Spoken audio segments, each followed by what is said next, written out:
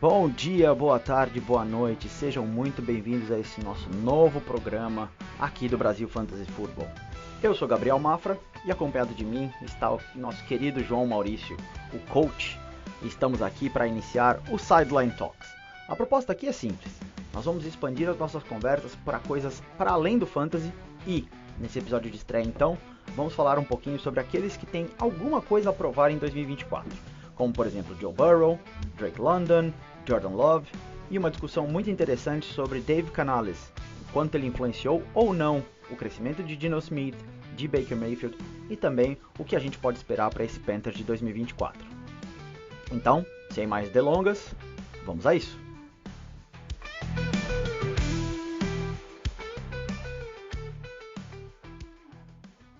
Vou começar então aqui, João, primeiro com um nome que a gente tem discutido bastante, que eu acho que é um nome que tem opiniões, digamos, polarizadas, mas que a gente tem uma visão um pouco mais dispare, eu diria, que é o David Canales. David Canales, que foi o Offensive Coordinator do Seahawks, dizem, né, ou há expectativa de que foi ele quem ressurgiu com a carreira do Geno Smith.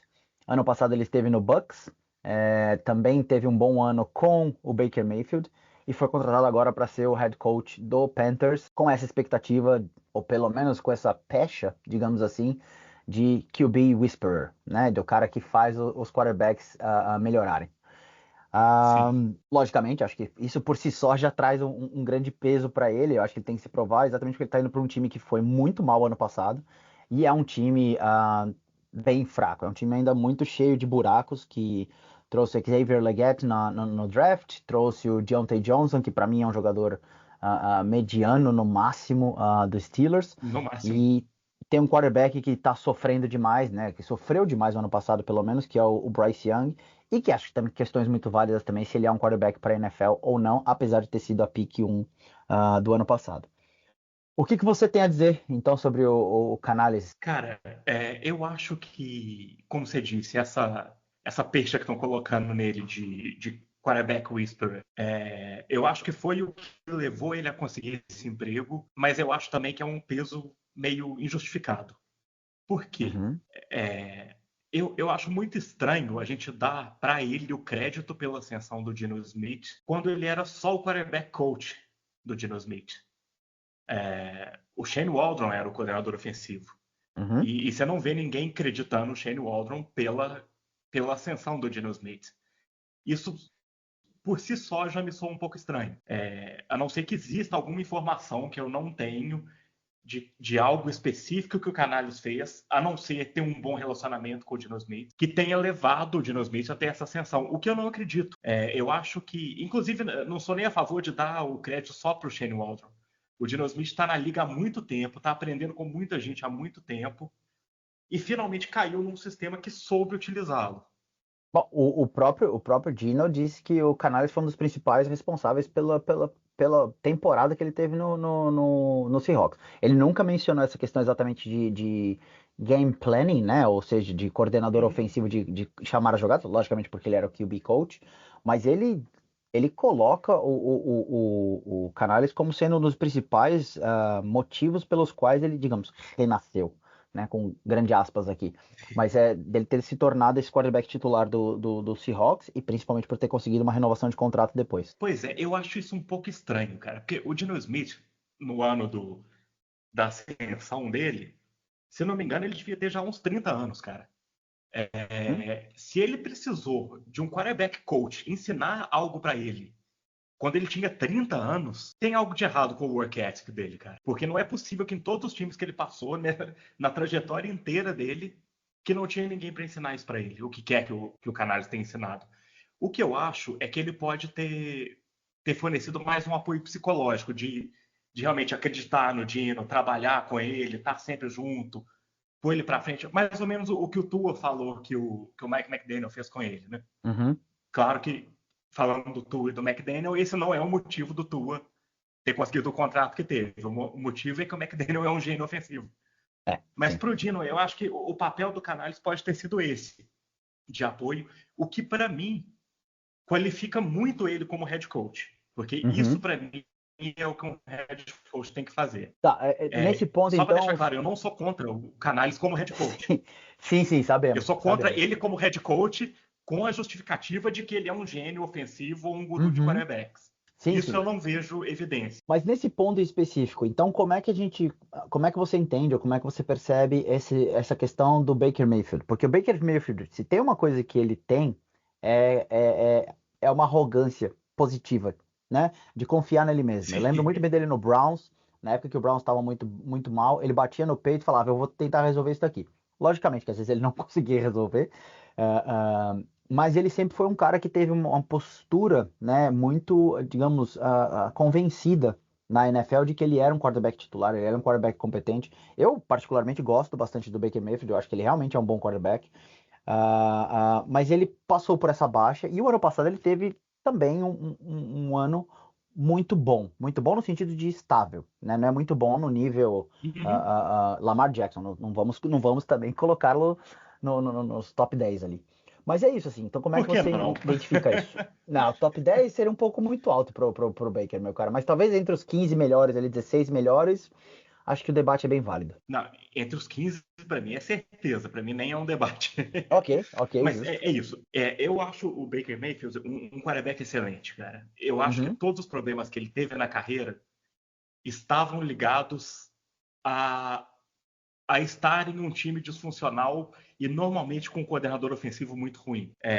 Eu acho que ano passado ele voltou ao baseline dele. Uhum. Acho que não foi nem de perto a melhor temporada da carreira dele, mas foi uma temporada muito boa. E acho que isso se deve a muitas coisas. Acho que o Hum. Dave Canales tem um papel nisso, que é basicamente o papel de não atrapalhar o Baker Mayfield. Eu acho que ele fez o básico que se esperava, e é por isso que eu falo defensivo, como play caller, ele é mediano, ele é ok. Ele não atrapalha o time, como muitos outros fazem. O Baker, se você pegar a carreira dele, sempre que ele teve um ataque bem estruturado, ele foi bem. No curto período com o Sean McVay, na temporada de calor dele no Browns, se não me engano, no segundo ano também ele foi muito bem. E ano passado ele estava num time que é bem estruturado. Assim, ele estava com as melhores armas que ele já teve em Mike Evans e Chris Godwin. Uhum. E com uma linha ofensiva bem ok também. Então ele estava num ambiente inteiro ofensivo muito bom. Daí a minha preocupação de creditarem o Dave Canales com ele ter jogado bem. Jogar bem é o normal do Baker. Se você põe o Baker numa situação boa, estável, ele vai jogar bem. Então, usando esse gancho aqui, a gente vai voltar, terminar de falar do Canales, porque você falou também a questão de ele ser um possível bom head coach. Mas e o Baker, então? O Baker ele tem algo a provar esse ano ou não? Porque no meu entendimento, o Baker foi muito bem por momentos no Browns, né? Ele teve ali, acho que na temporada de 2020, um final de temporada em que, inclusive, ele foi ressaltado como possível MVP por conta daquele stretch, mais ou menos o que aconteceu, por exemplo, ano passado com o Jordan Love, em que ele teve um final de temporada muito grande, e por conta daquele recorte, as pessoas colocariam ele como um dos principais nomes, né, da posição. Uhum. Mas desde então, ele teve muita inconsistência também, né? Então, em 2020, acho que ele teve 25, 26 touchdowns, se eu não me engano, teve menos de 10 interceptações, foi super bem, mas logo depois, no ano seguinte, ele já teve, digamos, uma temporada de quarterback mediano, de quarterback que pouco produz. Foram 17, 16 touchdowns e cerca de 13 interceptações. Então, assim, ele tem alguma coisa a se provar também ou não? A gente já sabe quem é o Baker, a gente sabe que o Baker vai entregar uma temporada como ele entregou ano passado, de 4.000 jardas, de mais de 25 TDs. Ou ele também, agora sem o Canales, ele vai ter que provar alguma coisa? Cara, assim, eu acho que dado o histórico da carreira dele, tudo isso que você citou, ele precisa sim se Uhum, provar. Mas eu acho que ele tem que se provar como um franchise quarterback, não mais como igual ano passado ele tinha que se provar como alguém que merecia estar num time da NFL. ok. O que eu acho que ele teve aquela queda nos Browns, muito na época do Alex Van Pelt como coordenador ofensivo. Uhum. E, e logo em seguida ele entrou naquela roubada gigante que foram os Panthers do Ben McAdoo, né? Nossa, Que McAdoo assim, é era maravilhoso. impossível ter algum tipo de sucesso ali. Sim, sim. Eu sinceramente espero para ele esse ano um desempenho melhor que o do ano passado. Eu acho que mudou pouca coisa, ele vai ter uma mudança de coordenador ofensivo. Uhum. E, sinceramente, eu acho que ele vai ter um upgrade de coordenador ofensivo. Você acha que a estrutura que ele vai ter agora vai ser melhor do que ele teve ano passado? Sim, porque tá basicamente quase igual ao que era, né? Nenhuma perda significativa de jogadores ofensivos, de tudo em volta dele. Uhum. Sim, sim. O Tampa Bay, eles E, focaram em tentar manter, né, a estrutura do ano passado para esse ano, porque eles, querendo ou não, levaram a divisão. Chegaram nos playoffs e até foram bem nos playoffs, né? Foram eliminados quase por um infortúnio, digamos assim. sim, parece que a filosofia do Tampa Bay é essa mesmo esse ano, né? Eles tentaram manter o time todo lá, voltar com todo mundo, porque Uhum. acham que levam a divisão de novo. E eu acho também, eu concordo. E o Liam Cohen, o novo coordenador ofensivo, Uhum. é da árvore do Sean McVay, né, cara? Sim. Então, a gente eu tendo a dar um voto de confiança. Eu acho que isso já é uma carta ali a mais para acreditar que pode dar certo. E se ele realmente trouxer um ataque pensado como os ataques do Sean McVay são, eu acho que isso tem todo o potencial para ser melhor do que o que foi o ataque do Canales, que era um ataque muito conservador, com aquela coisa muito tradicional, né? De primeira para 10, uma corrida pelo meio, Sim. segunda para 10, uma outra corrida para ter um touchdown fácil. Eu tava ouvindo essa semana no podcast, se eu não me engano, da Mina Kimes. Agora eu não lembro com quem era. Não, desculpa, era do Matt Harmon com o Scott Del Don. E eles estavam falando exatamente Uhum, de que vários dos times, o que eles precisam é de um quarterback que mantenha o seu playbook aberto. E eu acho que o Baker é uhum. meio esse cara, assim, ou pelo menos é isso que ele precisa provar esse ano, como você disse, franchise QB. É o cara que vai te dar as 3, 4 jardas na primeira descida, para você continuar tendo o playbook completamente aberto, para vocês poderem escolher jogos no jogo aéreo ou jogo corrido. Na segunda rodada também ficar ali próximo, né, das 1, 2, 3 jardas para a primeira descida de novo e você mantém essa possibilidade de jogar com wide receivers, ou tight ends, ou running backs. Porque se você pegar numa terceira para 8, né, terceira para 7, você praticamente diminui toda a possibilidade do time, porque você sabe que o time tem que passar. É muito difícil ganhar essas 7 Sim. jardas corridas. Então eu acho que o Baker ele tem que. Só acho que complementando um pouco o seu ponto, eu vejo que o Baker, para ele se tornar esse franchise QB, ele tem que trazer a segurança e não necessariamente qualidade, porque eu acho que ele tem mais qualidade como jogador que um Jared Goff, por exemplo. Eu acho que ele é mais talentoso do que o Goff, mas ele Uhum. tem que trazer essa segurança e essa tranquilidade que o Goff traz hoje para o time do Lions, por exemplo. É Perfeito. isso? Concordo plenamente. Eu acho que é exatamente isso. Ok, ok. Eu penso nisso também, assim. O que eu vejo que eu acho que o Baker tem que se provar é nessa consistência, nessa tranquilidade. Até o momento, ou pelo menos até antes do ano passado, muito se falava dessa volatilidade do Baker Mayfield, né, de ir e voltar. E a gente pode colocar isso na conta de vários contextos diferentes. Mas eu acho que realmente, pro Baker, esse ano é um ano de consolidação do que ele fez no ano passado para se tornar esse quarterback seguro. E a gente, como eu acabei de falar do Jared Goff, a gente já viu isso acontecer, né? Uhum. E você falando agora, cara, me veio aqui uma ideia. Sabe quem que eu queria ver como coordenador ofensivo do Baker Mayfield? Hum, Bruce Arians. Ia ser lindo, cara. isso seria interessante.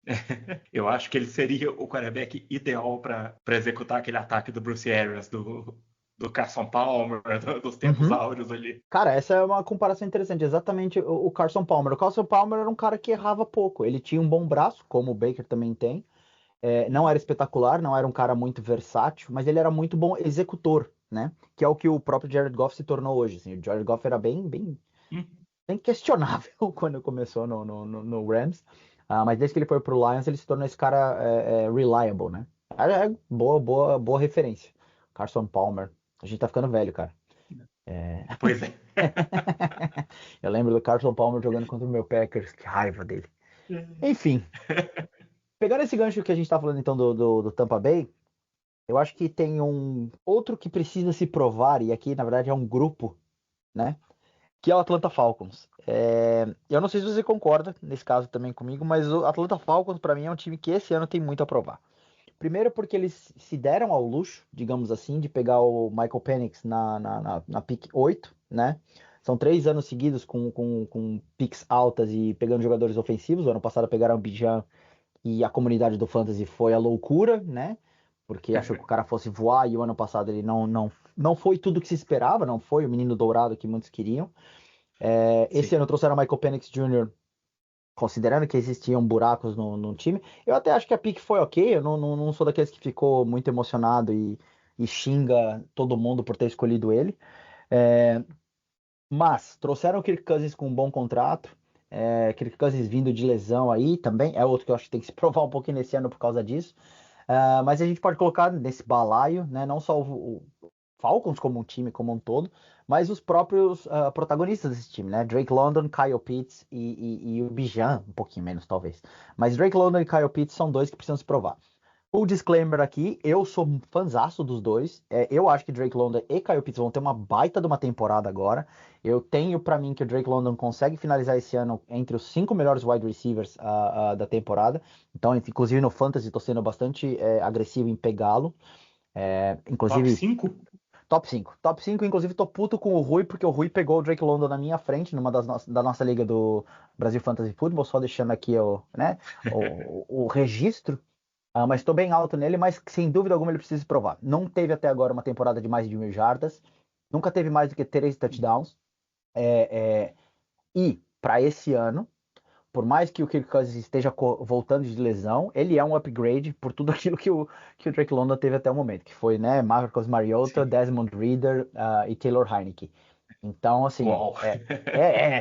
é o ano para ele fazer acontecer. E o Kyle Pitts teve uma primeira temporada muito boa, todo mundo achou que ele fosse ser o novo tight end queridinho da galera, né?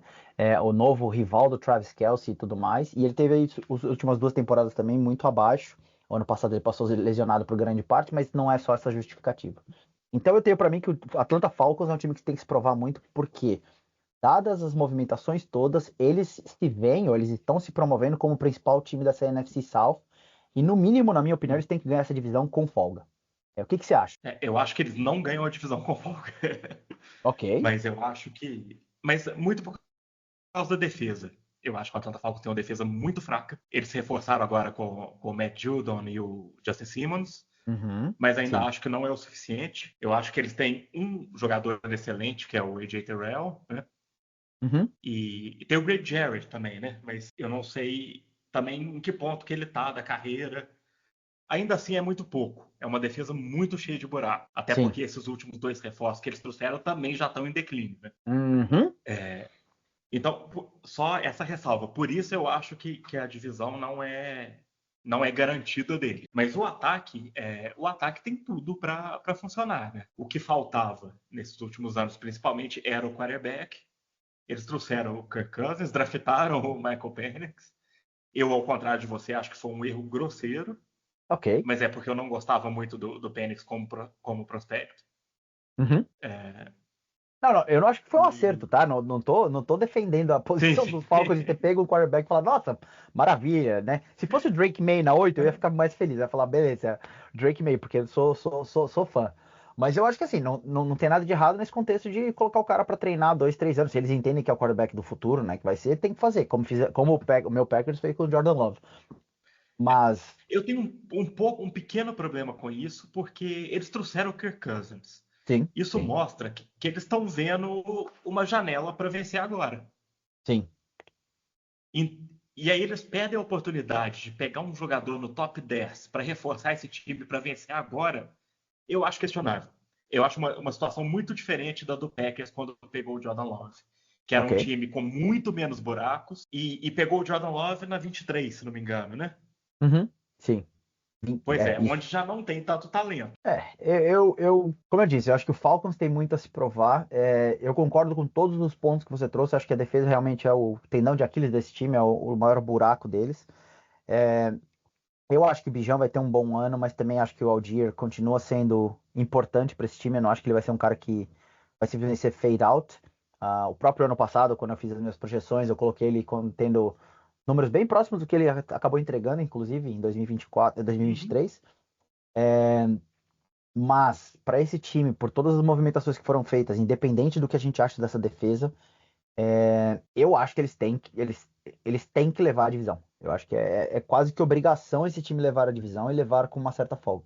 O principal time que acho que bateria de frente, digamos assim, com eles é sem dúvida alguma que a gente falou um pouquinho atrás, que é o Tampa Bay Sim. Buccaneers, porque tem uma ótima defesa, né? Acho que tem bons nomes. Uhum. Ótima talvez seja demais. Mas tem uma Ótima boa também não, né? defesa. Tem uma boa defesa. É o time mais equilibrado da divisão.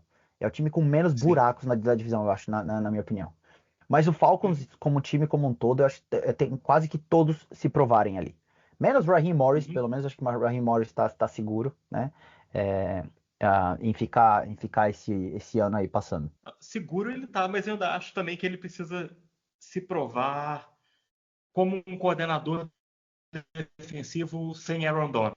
Porque True. uma coisa é ter uma defesa top com Aaron Donald. Eu Outra é espero, ter uma defesa top sem Aaron Donald. eu espero que ele consiga, como head coach, trazer para o time o que o Steichen trouxe o Steichen não, o Gannon trouxe pro Cardinals.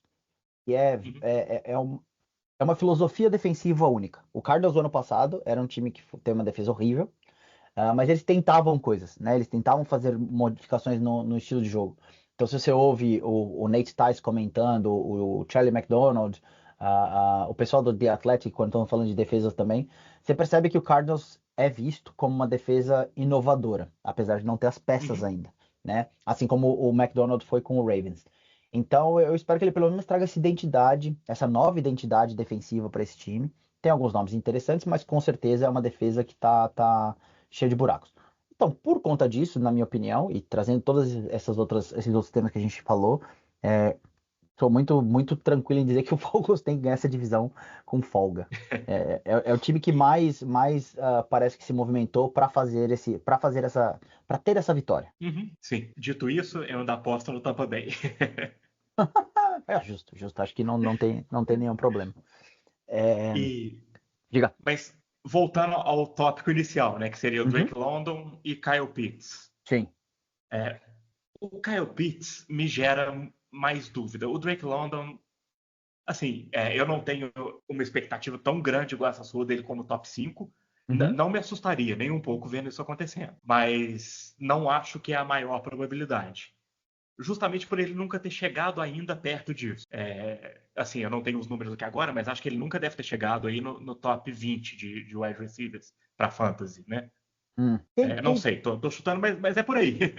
mas quem você acha Ele que é o teve Kyle no... Pitts, então? Quem que seria ele? É só mais uma peça do Ah, não, time? não. Ele é Ah, não, astro? não. Eu tava falando do Drake London.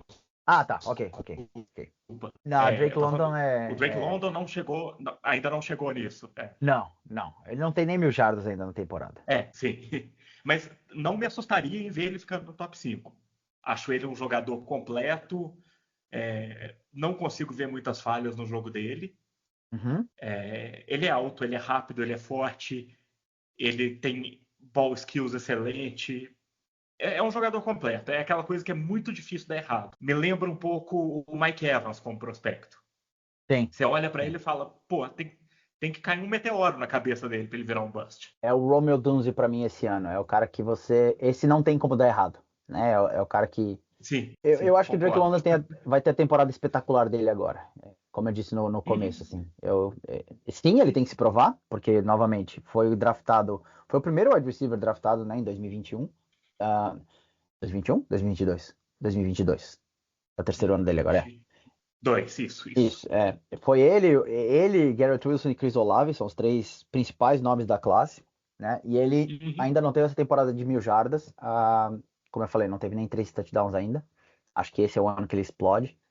E aí, só traçando um paralelo, assim. E o Garrett Wilson, pra você acha que ele precisa provar alguma coisa? Ele tá ok. Porque o Garrett Wilson, por mais que ele tenha temporadas de mais de 1.000 jardas, né?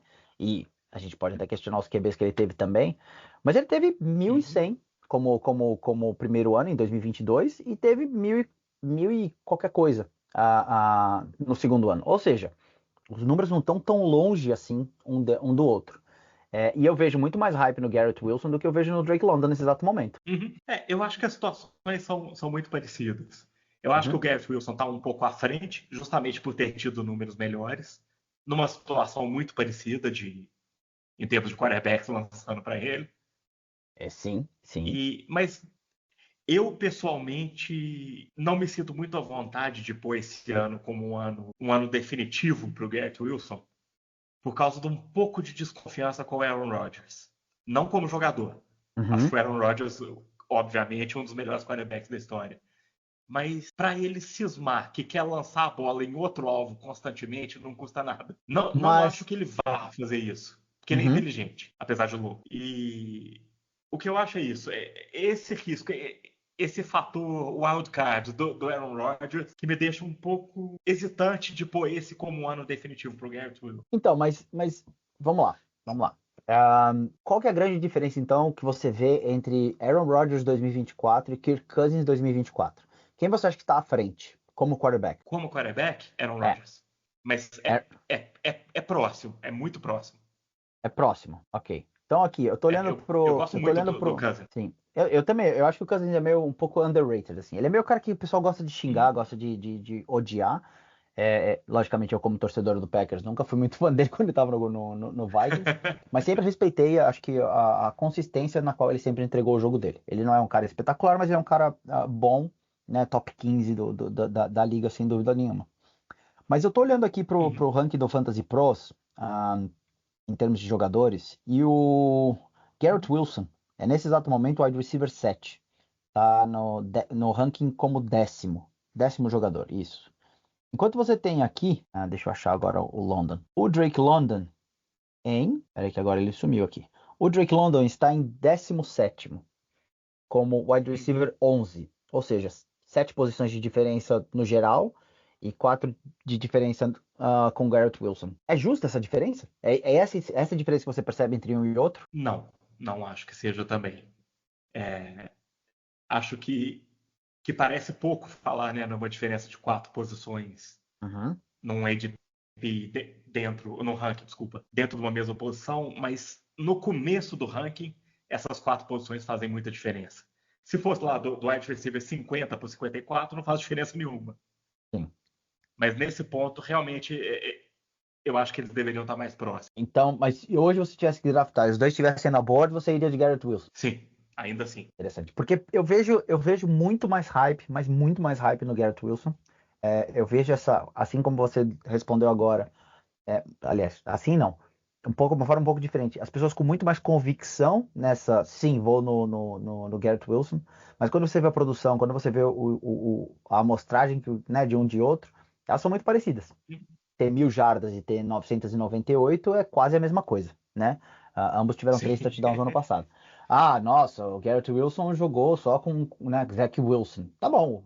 O outro jogou com Taylor Heinicke, jogou com Desmond Ridder, jogou também, tipo, com, né, gente muito ruim. É, Ah, talvez eu pra... prefira o Zach Wilson. Então, exato, essa também é a segunda discussão.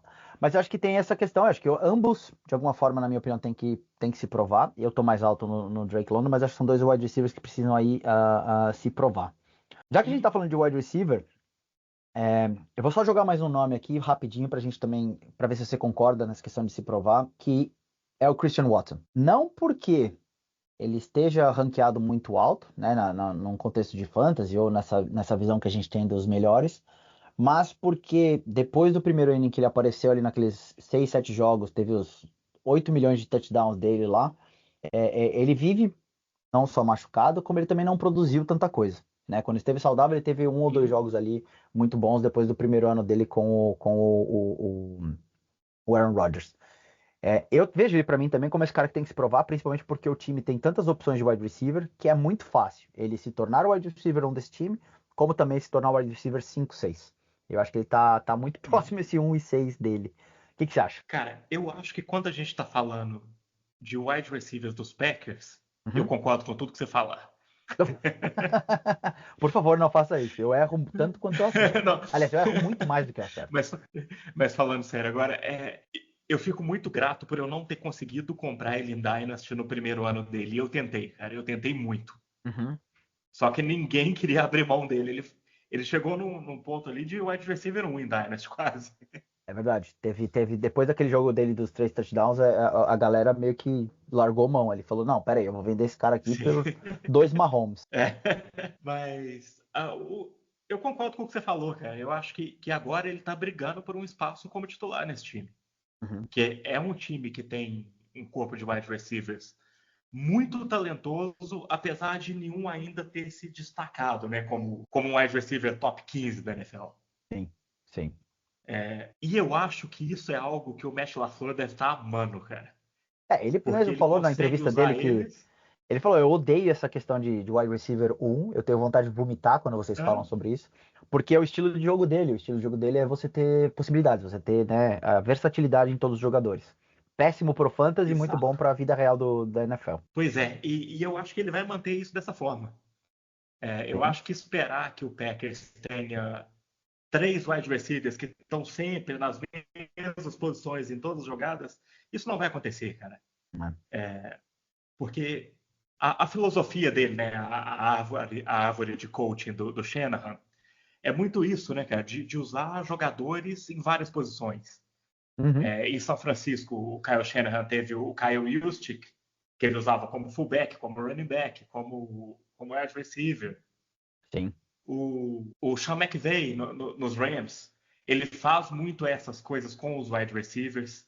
A gente viu isso com o Puka Nacua ano passado. Uhum. E eu acho que o Matt LaFleur vai pegar exatamente nisso. Ele vai usar os wide receivers deles como essas peças de xadrez para ir mexendo e usando onde precisar por cada matchup. Não só, os dois tight ends também. É impressionante, assim, Também os dois tarentes, perfeito. olhando a construção de time do Packers e, bom, quem tá no nosso grupo do WhatsApp, quem ouve quando eu tô nas lives falando sobre o Packers em si, sabe que eu tenho muita expectativa sobre o Dontavian Wicks, eu acho que ele é um cara que tem potencial para ser wide receiver 1, e a gente até conversou offline de que eu acho que ele pode trilhar esse caminho de Davante Adams, de ir crescendo aos poucos e estourar esse ano ou ano que vem. Uhum. Mas é muito difícil você fazer esse prognóstico de quem que é o wide receiver, quem que vai ser o principal com mais pontuação. Jaden Reed hoje é o principal nome para fantasy, né? Por conta talvez da versatilidade dos jogos que ele faz em motion, né? De jogar no backfield e tudo mais. Mas é um problema muito bom pro Matt LaFleur ter, porque tem versatilidade de quatro Sim, jogadores, quatro wide receivers, dois tight ends, né? Então você tem seis jogadores que você pode colocar basicamente do jeito que você quiser.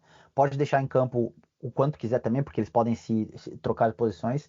E entra nessa questão de você poder fazer qualquer tipo de jogada, né? Com esses caras, e sim. a defesa não vai saber o que está acontecendo. E é por isso que é o que vai acontecer, né? Porque você está meio que jogando contra uma das maiores mentes ofensivas da NFL, Uhum. cuja intenção é justamente ser imprevisível. E já que a gente está falando do Packers, e eu vou deixar você falar, porque eu quero ouvir uma perspectiva talvez menos enviesada quanto a minha, e acho que para quem for nos ouvir, que estiver nos ouvindo aqui também, vale mais a pena. Jordan Love é um cara que precisa se provar esse ano, ou a gente já tem tranquilidade para dizer que ele é um quarterback, sei lá, top 10, top 15? Ele está cotado hoje para fantasy como quarterback 10. Acho que no nosso ranking do BRFF ele está nesse limiar entre 10 e 12. Tivemos uma discussão, inclusive, o Rui coloca ele fora do top 12. Eu acho que outras pessoas também não têm ele como um dos 12 principais quarterbacks. Queria saber a tua opinião, primeiro, onde você mais ou menos colocaria ele, e se você acha que ele tem que se provar, né? Se você acha que ele tem que provar alguma coisa ou não. Já está estabelecido que ele é esse cara dos melhores. Essa é uma pergunta complexa, cara, porque eu acho que para o Fantasy ele já se provou. Eu acho muito difícil ele não ficar no top 12. Uhum. E eu acho que em termos da carreira dele, de ser o franchise quarterback dos Packers, ele já se provou também. Ok. Eu não acho necessariamente que a carreira dele vai ser aquela coisa maravilhosa que foi o final de temporada dele. Pode ser que seja, mas não necessariamente vai ser. Mas eu acho que ele e o Matt LaFleur fazem um par perfeito. Eu vejo. E aí que entra o meu outro ponto. Isso tudo que eu falei não quer dizer que ele esteja no top 12 de melhores quarterbacks da NFL. Aham. Eu estou até num processo de rever minha maneira de ranquear quarterbacks, porque eu sempre ranqueei eles baseados no talento puro deles como quarterback. E para mim isso hoje em dia já não faz mais sentido. Eu acho que a importância dos quarterbacks na liga diminuiu e a dos coordenadores ofensivos aumentou. Então hoje é muito difícil ranquear um quarterback desvencilhado do coordenador ofensivo dele ou do play caller dele, Sim, se sim, eu for head concordo coach, como plenamente. nesse caso. Uhum.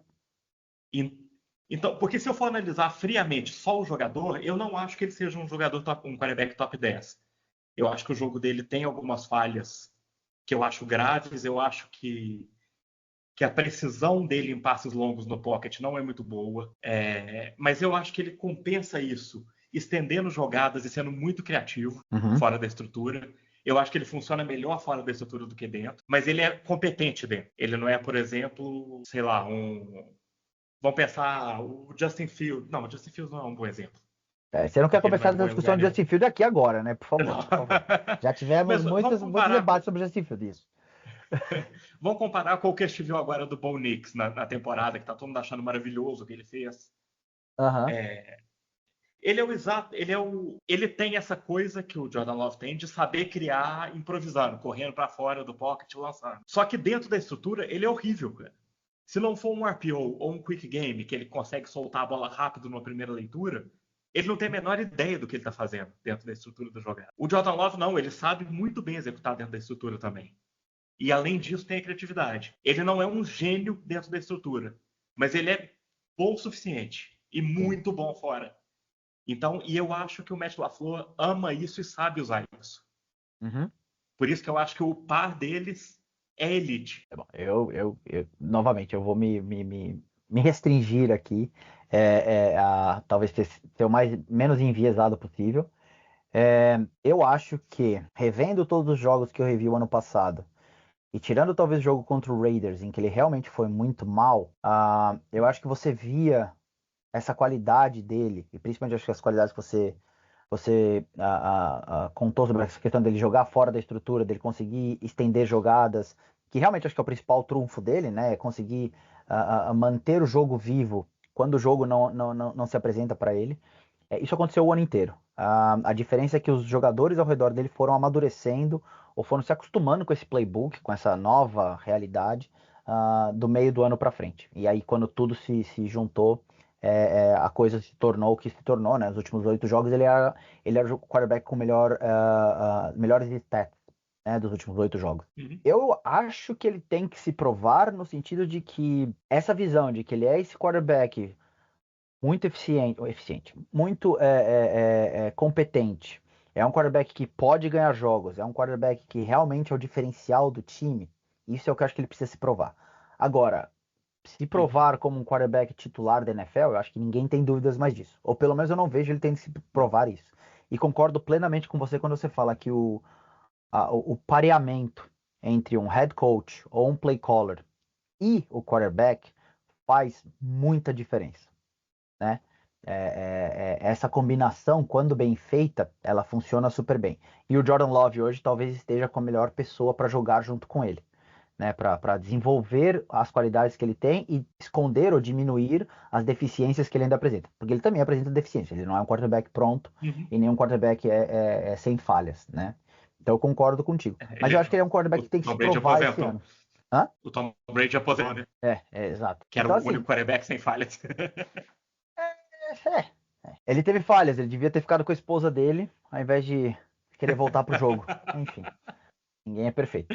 Não, mas essa coisa exatamente assim. Eu acho que esse pareamento é super importante, mas eu acho que ele tem que se provar por conta das grandes questões que são levantadas até o momento, né? De que esse jogador que foi os últimos 8 jogos não é sustentável, é fluke.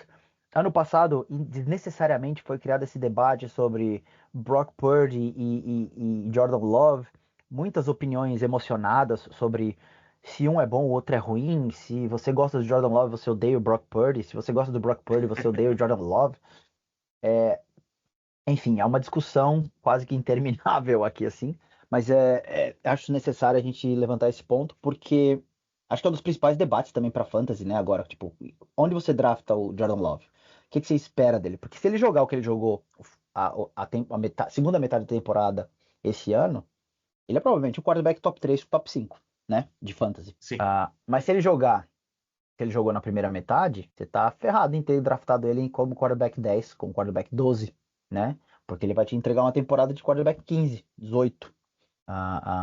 Enfim, é um range of outcomes, como o pessoal diria, muito grande. Sim. E eu acho que o caminho aí é meio que tirar a média. Eu drafto ele ali entre quarterback 7 e quarterback 10. Sim. Eu acho que 10 para mim é o valor dele, assim. Eu draftaria ele mais para cima, sem dúvida alguma. Porque tem o Mafrismo. Hum, Eu pago o sim. preço do Mafrismo tranquilamente, e nesse caso tem o Mafrismo e o Clubismo.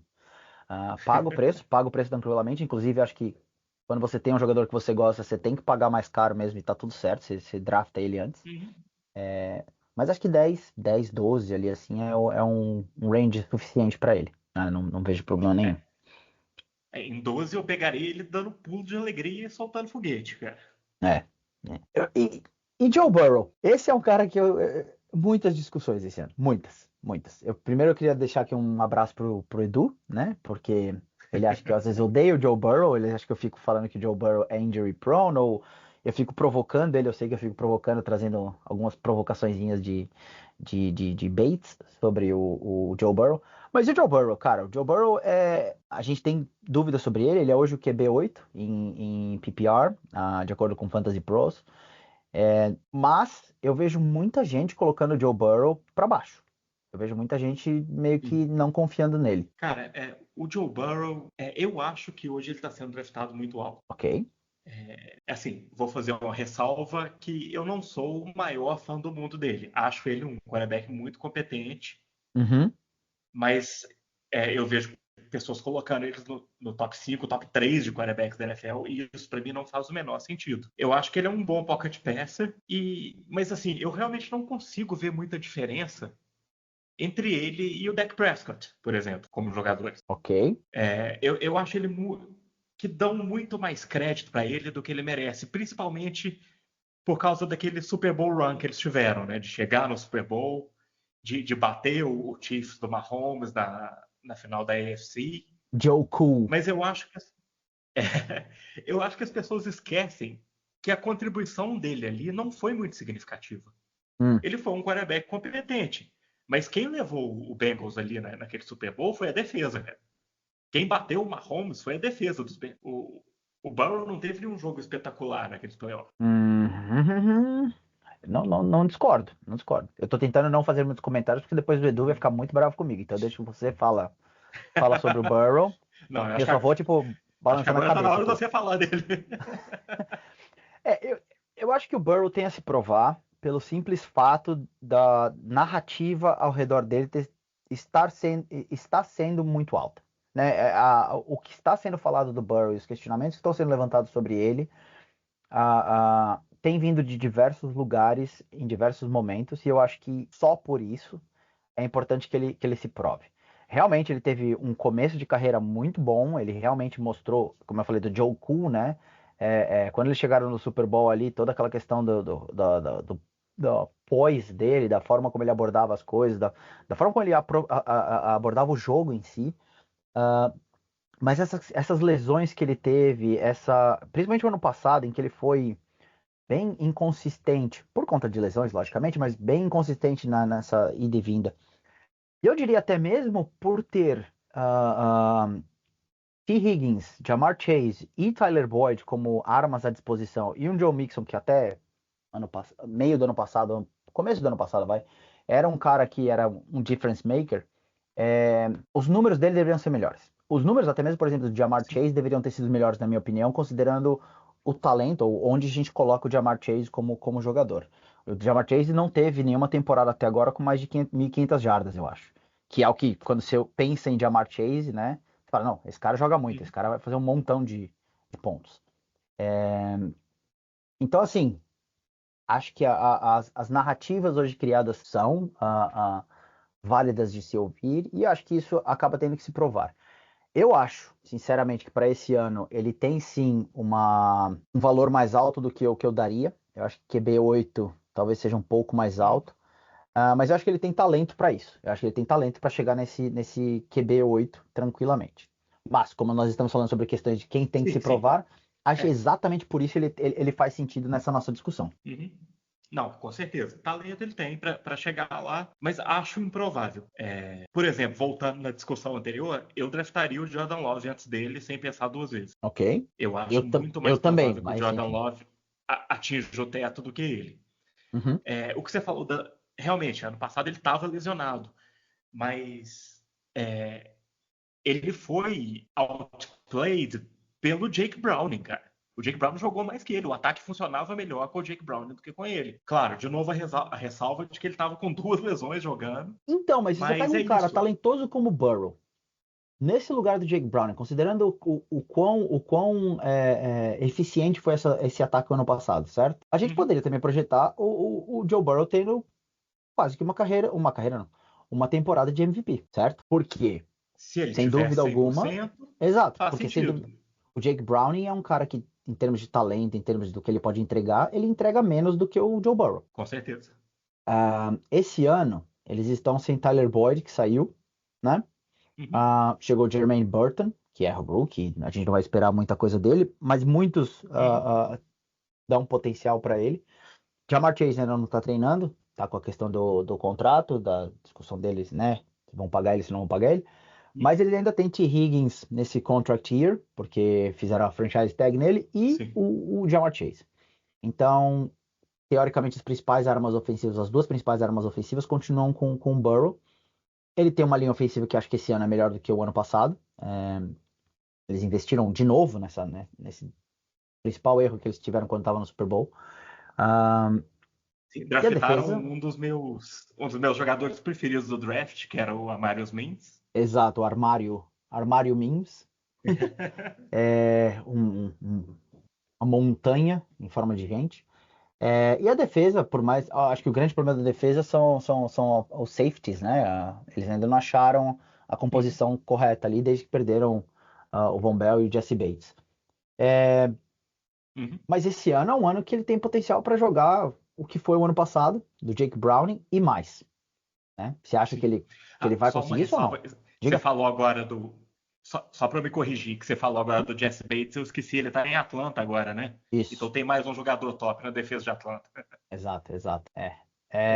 Pois é, eu acho que a gente tem que ver o que vai ser esse ataque esse ano, né? Porque eles perderam o Brian Callahan, né? Que virou o head coach dos Titans agora. Sim. E assim, eu ainda tenho um pouco de pé atrás. Eu acho que se o Joe Burrow tiver 100% com esse time, ele vai bem, ele vai jogar no esperado dele. Mas eu tenho medo de que se ainda tiver algum efeito ali da lesão, alguma coisa, eu acho que o nível dele cai muito, justamente por ele não ser elite. Joe Burrow não é elite? Eu acho que para mim não é elite, para mim não é. Ok. Vamos depois pegar esse recorte aqui e as pessoas vão te destruir. Pode cair muito. As pessoas vão te destruir nas redes sociais. Fique bem claro que não fui eu que falei que Joe Burrow não é elite, viu, Eduardo? Exatamente. Não quero essa briga pra cima de mim. Eu acho ele um jogador excelente, cara. Só não acho ele elite. Eu acho ele um pouco limitado tudo que ele pode fazer. Eu tô curioso pra ver como é que ele vai voltar dessa lesão, no sentido de quão versátil ele vai continuar sendo. Porque eu vejo ele com uma versatilidade muito grande. Ele é um pouco underrated até na questão de sair do pocket e correr e conseguir ganhar essas jardas corridas. Não se fala muito pouco disso nele. Olham para o Joe Burrow como mais um pocket passer, né? Dentro da estrutura da linha ofensiva só. Vamos ver como é que vai ser esse ano.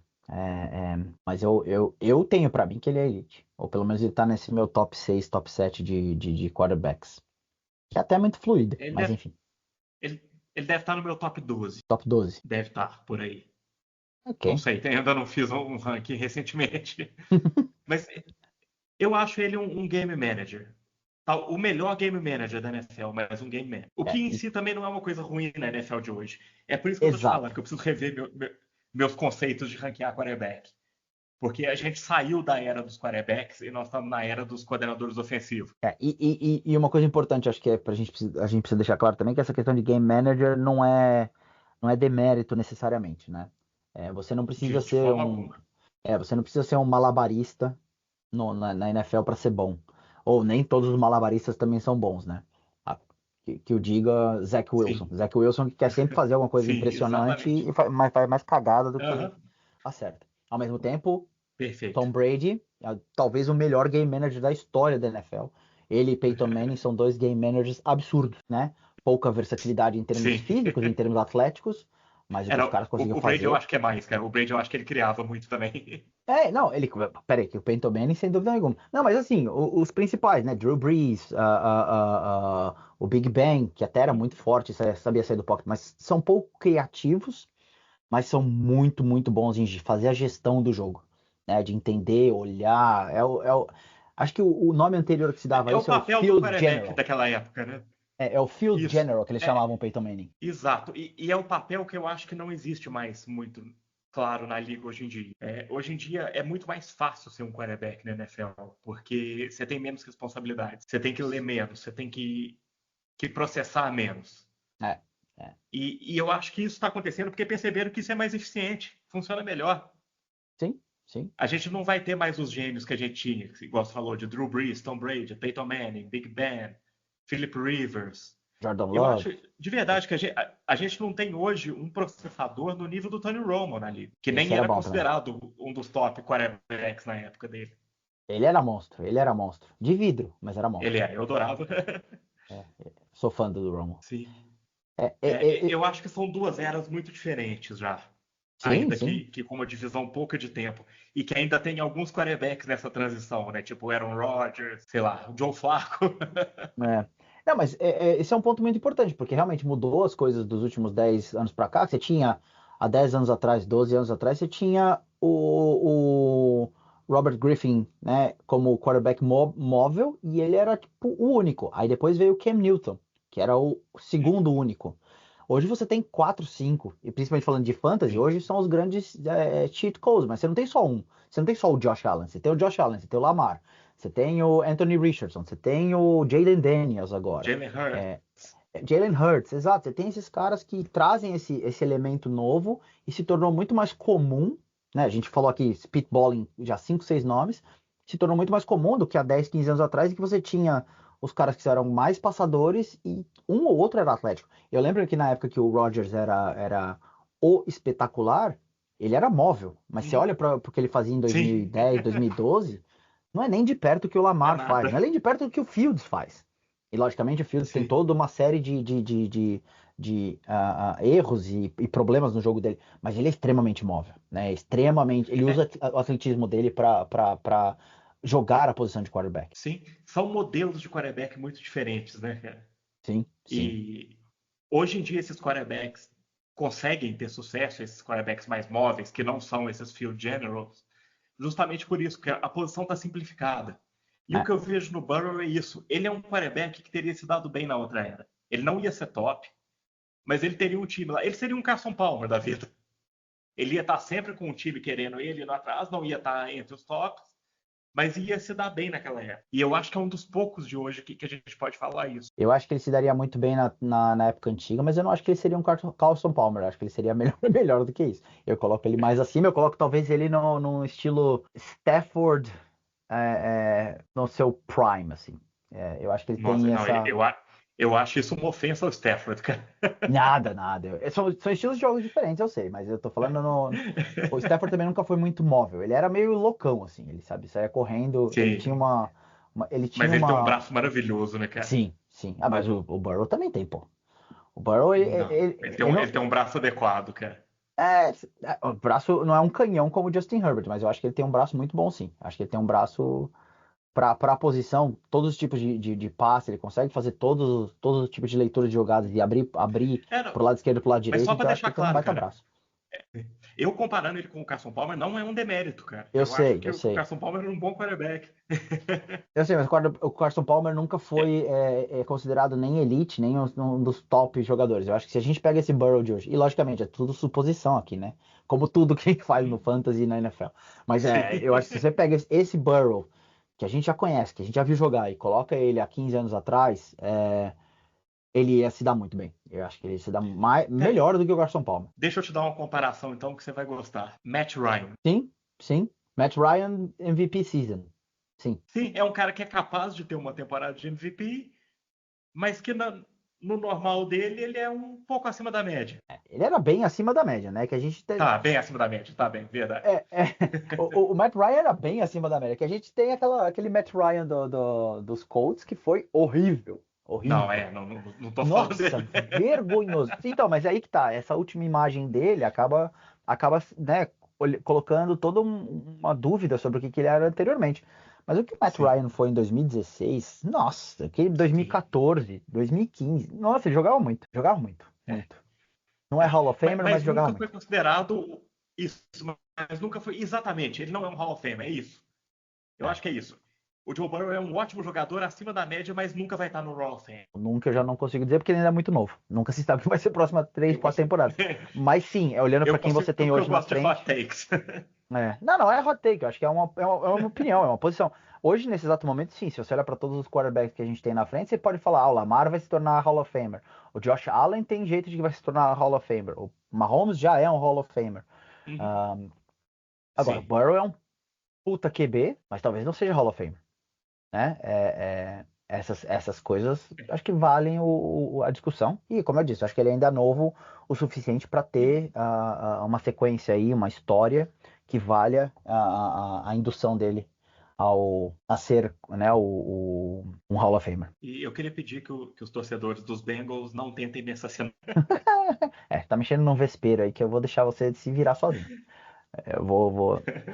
Não, mas, gente, que fique claro aqui, são todas suposições e discussões, nós não somos os donos da verdade, mesmo porque, né, a gente não tem como prever o que é o futuro da NFL.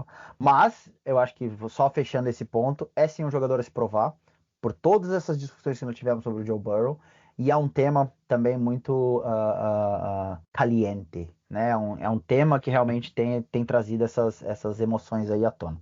E acho super saudável. Bom, João, para a gente finalizar aqui, tem mais algum outro nome que você queira trazer à baila que você acha que a gente tem que mencionar, ou que a gente queira deixar para as pessoas, né, nos odiarem ainda mais? Eu não sei porque o tempo já está meio longo, né? Mas a gente pode ficar aqui até amanhã, mas se você tiver um cara que você realmente acha que esse cara tem alguma coisa a se provar esse ano, por favor, jogue na mesa. Putz, depois você vai ter que editar isso, cara, porque eu não tô lembrando de ninguém. Não tem problema. Se não houver, essa parte a gente corta, só a gente faz silêncio agora de novo e a gente continua. Se não tem, não há problema. Eu não tô conseguindo pensar em nada, cara. Bom, eu tenho uma última menção honrosa,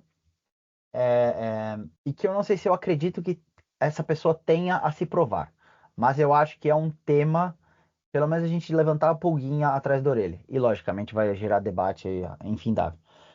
Mas Kyle Shanahan, depois de 2, né, Super Bowls aí perdidos, depois de toda essa discussão sobre o quão genial ele é, ou o quão elite ele é nos head coaches, nos jogadores, nos coordenadores ofensivos, no play caller, principalmente considerando que ano passado talvez tenha sido o ano mais fácil para ele conseguir isso, porque os 49ers praticamente não tiveram lesão, foi um dos times mais saudáveis da NFL, o que é muito difícil de acontecer, de se repetir principalmente.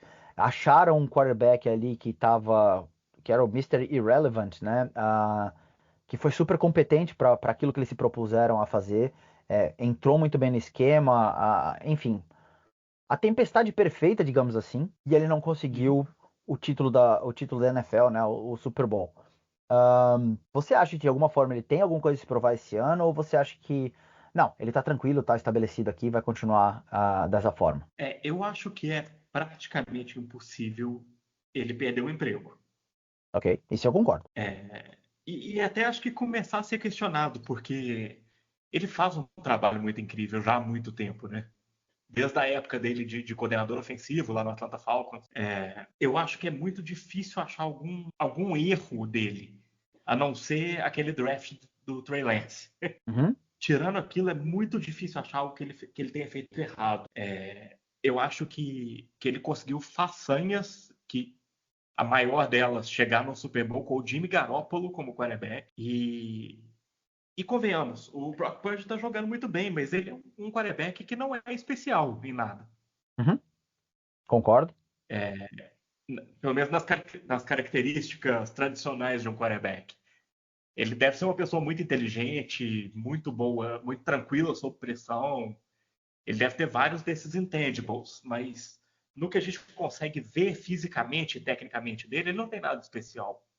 Uhum. E novamente, ele conseguiu chegar no quarterback, num Super Bowl. Mas então, Então, ele é um cara que veio do time do Falcons em 2016, em que ele era, né, o cara que fez a MVP season do Matt Ryan. É um cara que hoje é referência como coaching tree, né? Todos esses caras que vêm da árvore Shanahan, da árvore McVay, mas é Shanahan de alguma forma. E aí você tem essas duas derrotas do Super Bowl, essas duas em que o jogo não foi espetacular, tudo aquilo que ele apresentou na temporada regular, digamos assim, não foi traduzido para os jogos de lá, né? Os próprios playoffs, quando eles ganharam do Packers, por exemplo, eles ganharam do Packers com uma estrutura de jogo praticamente só de jogo corrido. O Garoppolo teve 8 oportunidades de passe. É um absurdo. Mas assim, você sabe que o cara é ruim, você não vai dar a bola pra ele. Você tira a bola da mão dele quando você pode. Sim. Mas essa questão, até mesmo de, sei lá, eu não gosto do termo. E logicamente isso daqui é um termo que se usa só para provocações, né, de torcedores e tal. Mas essa coisa dele ser pipoqueiro, né? Ou dele chegar 2 vezes ali e não conseguir. Será que o front office do 49ers, ou será que a estrutura não fala, pô, dá para continuar com isso? Vale a pena? A gente dá todas as possibilidades, toda a estrutura necessária para isso. E realmente, até agora, os 49ers deu muita sorte de ter os quarterbacks baratos, né? E principalmente o Purdy agora que não vale nada e não pode construir todos os outros jogadores ao redor. E esse cara não consegue. A gente ainda não chega lá. Porque uma coisa é você ter o Titans, sei lá, e sua expectativa é não ser o último da divisão ou ganhar um wild card spot para ir para os playoffs. Outra é você ser o 49ers, que é quase que indiscutível o melhor time da NFC, né? Top 4, top 5, se for, melhor time da NFL. E a expectativa é você chegar no Super Bowl e até mesmo vencer o Super Bowl. Você tem elenco para isso. E ele não conseguiu. Eu também acho que sim, o job dele tá seguro, mas eu acho que ele tem esse ano para se provar, cara. Eu acho que esse ano é o ano que, assim, ele basicamente tem que chegar e ganhar. Se ele não ganhar, quem é Kyle Shanahan, sabe? É complicado, né? Porque ele foi para 3 Super Bowls e perdeu os 3, né? Um como coordenador ofensivo, 2 como Exato. head coach. Uhum. Mas, por outro lado, ele perdeu esses 3 Super Bowls, um para o Tom Brady e 2 para o Patrick Mahomes. Então, assim, é muito difícil usar isso contra ele. Ele perdeu para Hum. 3 times muito bons. Assim, em 2016 eu acho que a gente pode não colocar nas costas dele, porque o time estava vencendo super bem e Uhum. basicamente a defesa era Bill Belichick, os caras mataram o ataque depois que eles abriram aquela distância Sim. de pontos, né? E logicamente no ataque do outro Uhum. lado tinha Tom Brady que vai Tom sempre Brady. fazer pontos contra você. Não é o tipo de jogo que Sim. acabou 6-3, né? Uhum. Mas os outros dois, cara, os outros dois Super Bowls, especialmente o do ano passado, em que a maioria das pessoas falaram que era o pior time do Chiefs, né? Especialmente em termos de Ano jogadores passado? ofensivos. Em termos de jogadores ofensivos, Nossa, não defensivamente. sim, porque Não defensivamente, eu não. acho que o do Defensivamente, ano passado foi o melhor time dos Chiefs. exato, exato. Eu também concordo, como um todo, né? Mas É. mesmo assim, mesmo tendo essa defesa absurda, você tinha McCaffrey, você tinha Purdy, você tinha uma linha ofensiva maravilhosa com Trent Williams e todo mundo ali. Você tinha Ayuk, você tinha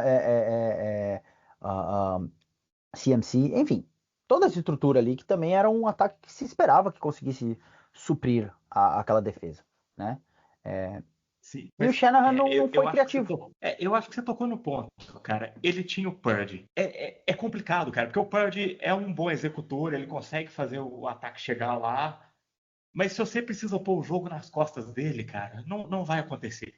Uhum, E contra o Mahomes, você precisa de um quarterback que consiga pôr o jogo nas costas. Você precisa de um Josh Allen, você precisa de um Tom Brady. uhum, Assim, claro, se a sua defesa for muito dominante e conseguir anular o Mahomes, igual a defesa que a gente citou agora há pouco dos Bengals fez, é possível, né, cara? Naquele então. jogo, o Mahomes estava inspirado, e quando o Mahomes está inspirado, você precisa de um quarterback que consiga carregar o time. E o 49ers nunca teve isso no tempo do Shanahan. Uhum. Mas eu entendo, por mais que eu acho que seja injusta essa pressão nele, a história é injusta, né, cara? E se ele realmente chegar perto de ganhar um outro Super Bowl e não ganhar, ele vai ser conhecido como pipoqueiro. Olha, eu acho, eu tenho uma opinião um pouco diferente nesse sentido, eu acho que as críticas são super válidas. Eu acho que ele merece Uhum. todas essas críticas, entendeu? Eu acho que é necessário que seja discutido isso, porque às vezes parece que. Aliás, às vezes parece não, desculpa. Pode ser que o problema seja ele, então tem que se investigar isso. Eu acho que as críticas são super válidas, porque, como você falou, Uhum. são 3 Super Bowls que ele perdeu, né? Então, o que que isso significa? Agora, eu não acho que ele esteja com o trabalho dele, né? O cargo dele ameaçado. Mas que eu acho que tem alguma coisa a Uhum. se provar, sem dúvida tem. Cara, você falou aí que foram 3 Super Bowls que ele perdeu. Eu, pessoalmente, vejo pelo lado oposto. Hum, Foram 3 Super Bowls que ele chegou. Porque o Ok. Super Bowl é só um jogo, cara. E perder um jogo é comum, sei lá, não dá pra cobrar que a pessoa ganhe um jogo específico. Ele chegou em 3 lá, cara. Isso pra mim conta mais. Esse é um bom ponto de vista. Esse é um bom ponto de vista. Não desconsidero. Não sei se concordo nesse caso, por conta de Uhum. ser o 49ers o time que é, né? Conta de todo o investimento que foi feito nesse time. Mas concordo. Acho que é um ponto de vista super válido. É um ponto de vista para vocês que estiverem nos ouvindo também considerarem, né? Antes de saírem aí descendo a porrada no Kyle Shanahan. E é isso. Qual que é a sua validação? Chegar é o mais importante ou vencer é o mais importante? É lógico que vencer é o mais importante. Mas chegar é o mais importante ou você acha que chegar da qualidade que o time tem, né? Porque, por exemplo, poderia ter sido o Lions chegar nesse Super Bowl. Será que o Lions seria um time mais forte para talvez ter conseguido? O Packers, se o Jordan Love não tivesse aquelas 2 interceptações, ou se o jogo tivesse sido um pouquinho diferente para o lado do Packers Uhum. contra o 49ers, teria sido o Packers no Super Bowl. Para esse time do Packers do ano Sim. passado, o chegar era suficiente ou vencer esse Super Bowl era, né, era realmente o que traria nenhuma discussão para esse time? Mas eu acho que acho que são pontos aí a se considerar. Eu acho que ele merece ser avaliado ou pelo menos criticado e provar que ele não é esse pipoqueiro, desculpem pela expressão, porque eu realmente não gosto dela. Ah, mas tem esse outro ponto também. Chegar no Super Bowl por si só já é muito difícil. Muito bem, João. Muito bem. Acho que estamos aqui no nosso final desse nosso primeiro programa do Silent Talks. É, vamos aí produzir mais vários conteúdos. Temos ainda alguns outros temas. Espero que vocês tenham gostado do nosso primeiro episódio aqui. E enfim, João, diga lá onde a gente pode te encontrar. Dê aí seu abraço, seu tchau, seu muito obrigado para todos. Eu, Mafra, para quem quiser falar comigo, Gabs Mafra no Twitter. E logicamente temos nosso grupo do PRFF. Enfim, quando quiserem. Manda, João. Eu sou o João Maurício FA no Twitter e estou sempre lá no grupo do WhatsApp também, sempre disposto a conversar sobre futebol americano. E queria falar que foi um grande prazer estar aqui com você hoje, poder bater esse papo, cara, e aguardo ansiosamente a próxima vez. Maravilha. Primeiro de muitos, sem dúvida alguma, meu caro. Muito obrigado e até a próxima.